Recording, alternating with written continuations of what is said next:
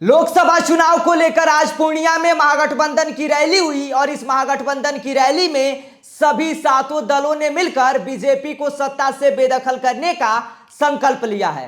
साथ ही सभी दलों के नेताओं ने बीजेपी पर हमला बोला और सत्ता से बेदखल करने का संकल्प लिया। आज हम आपके साथ महागठबंधन की पूर्णिया में हुई महारैली से जुड़ी हर मुख्य बातों पर चर्चा करेंगे। लेकिन उससे पहले नमस्कार, मेरा नाम विष्णु है और आप द बिहार प्रोजेक्ट देख रहे हैं। आज पूर्णिया में 2024 में होने वाली लोकसभा चुनाव को लेकर महागठबंधन की रैली हुई, जिसमें सभी दलों के नेताओं ने मिलकर यह संकल्प लिया है कि भारतीय जनता पार्टी को सत्ता से बेदखल करना है। तो वहीं रैली को संबोधित करते हुए कांग्रेस के प्रदेश अध्यक्ष अखिलेश सिंह ने कहा कि इस बार 2024 में नरेंद्र मोदी की विदाई पक्की है, लेकिन हम सभी को साथ मिलकर काम करना होगा, तभी यह संभव हो पाएगा। अगर हम लोग साथ मिलकर काम करेंगे तो मोदी और शाह की विदाई इस बार केंद्र से पक्की है। इस बार पूरी मजबूती के साथ देश को बचाना है।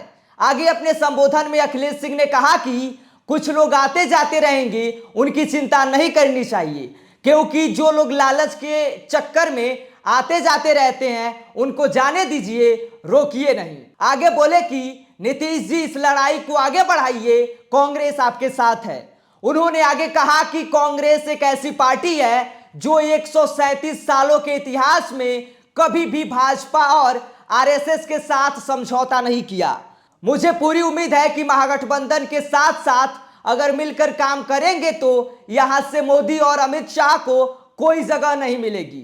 साथ ही अखिलेश सिंह ने कहा कि पिछले 10 साल में मनमोहन के नेतृत्व में होने वाली सरकार में पूरे देश में 236 छापेमारी ईडी के द्वारा की गई थी, मगर नरेंद्र मोदी ने 8 साल की सरकार में 3200 छापे मारने का काम किया है और नेताओं का मुंह बंद रखने का काम किया है। और सबसे ज्यादा छापा तो कांग्रेस के नेताओं पर पड़ा है।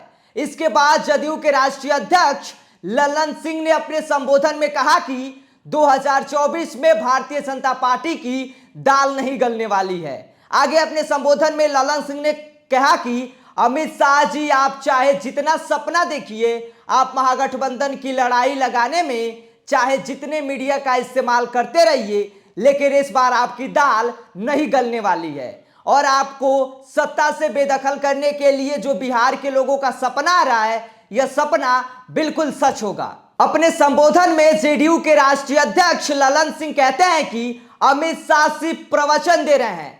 अमित शाह पे बताइए कि देश में 81,000 करोड़ रुपए का जो कॉरपोरेट फ्रॉड हुआ है, उसकी जांच हो रही है या नहीं। इसके बाद बिहार के उप मुख्यमंत्री तेजस्वी यादव अपने संबोधन में कहते हैं कि बीजेपी में कोई लीडर नहीं है, बल्कि सब डीलर हो गए हैं।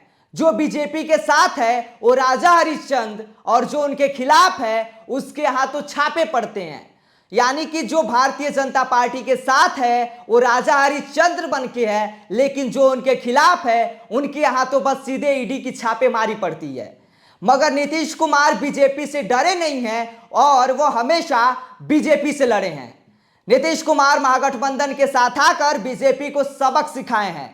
उन्होंने कहा कि महाराष्ट्र जैसी साजिश बिहार में नाकाम कर दी है। इसके बाद वो अपने संबोधन में आगे कहते हैं कि हमारी ताकत ही हमारी पहचान है। आप लोगों की दुआ से लालू यादव ठीक होकर हमारे बीच आए।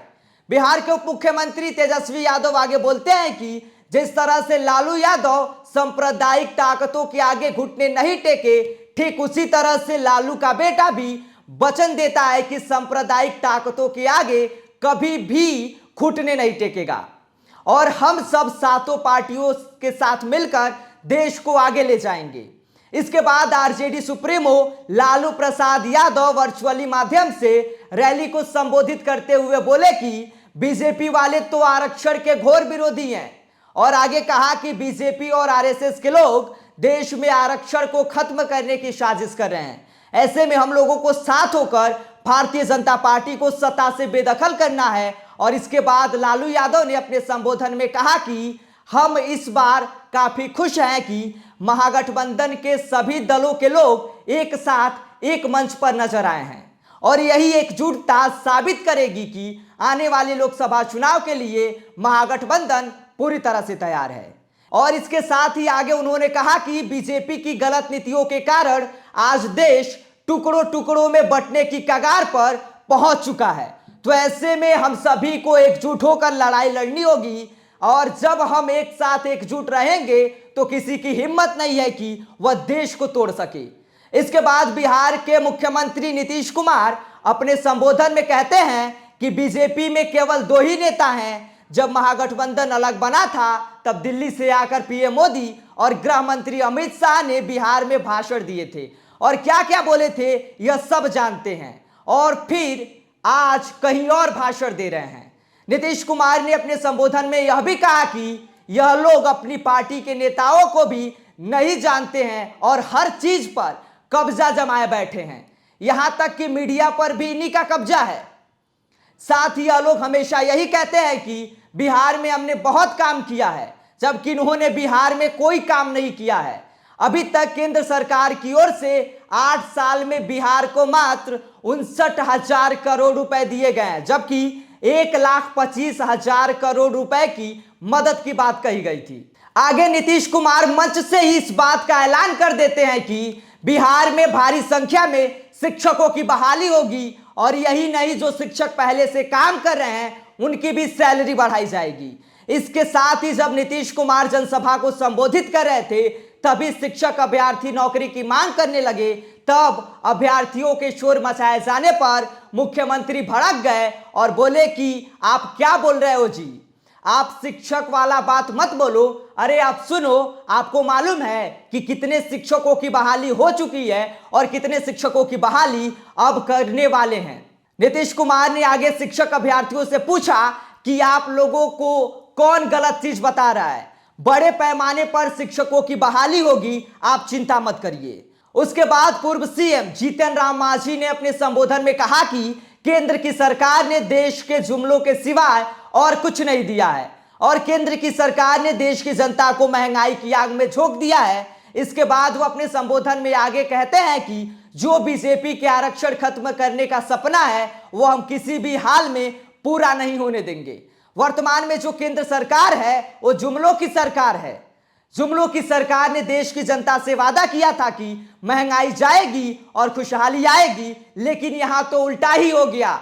यहां पर महंगाई जाने के बजाय महंगाई आ रही है और खुशहाली आने के बजाय खुशहाली जा रही है। यह जुमलों की सरकार है। जीतन राम मांझी ने अपने संबोधन में यह भी कहा कि बीजेपी की सरकार देश के संविधान के साथ खिलवाड़ कर रही है। संविधान में गरीबों और दलितों को आरक्षण के तौर पर एक ढाल दिया गया था जो बीजेपी सरकार धीरे धीरे खत्म कर रही है। और साथ ही अपने संबोधन में जीतन राम मांझी कहते हैं कि सभी संस्थानों को प्राइवेट किया जा रहा है और उसमें गरीबों और दलित वर्ग के जो लोग हैं उनको नौकरियों में भी आरक्षण नहीं दिया जा रहा है, जिससे धीरे धीरे आरक्षण समाप्त होता जा रहा है। जिस तरह से भारतीय जनता पार्टी की सरकार देश को चला रही है उससे संविधान अब खतरे में आ गया है। और आगे अपने संबोधन में जीतन राम मांझी कहते हैं कि अगर बीजेपी की सरकार रही तो सभ्यता संस्कृति को पूरी तरह बर्बाद कर देगी और ऐसा हम होने नहीं देंगे। यानी कुल मिलाकर कहा जाए तो महागठबंधन के द्वारा इस महारैली में बीजेपी को केंद्र से बेदखल करने का संकल्प लिया गया है। साथ ही भारतीय जनता पार्टी के जो नेता कह रहे थे कि यह रैली कांग्रेस से बदला लेने के लिए की जा रही है या ओवैसी के खिलाफ किया जा रहा है, लेकिन आज के इस महारैली से ऐसा लगता नहीं है कि कांग्रेस या ओवैसी के खिलाफ ऐसा किया जा रहा है, बल्कि सीधा सीधा उन्होंने भारतीय जनता पार्टी को टारगेट किया है कि इस बार उनको केंद्र से हटाना है। बाकी आपका इस पूरी खबर पर क्या कहना है आप हमें कमेंट करके बता सकते हैं। यदि आप इस वीडियो को YouTube पर देख रहे हैं तो हमारे चैनल को सब्सक्राइब कर ले। यदि आप इस वीडियो को Facebook के माध्यम से देख रहे हैं तो हमारे पेज को फॉलो जरूर करें। अन्य खबरों के लिए बने रहिए द बिहार प्रोजेक्ट के साथ। नमस्कार।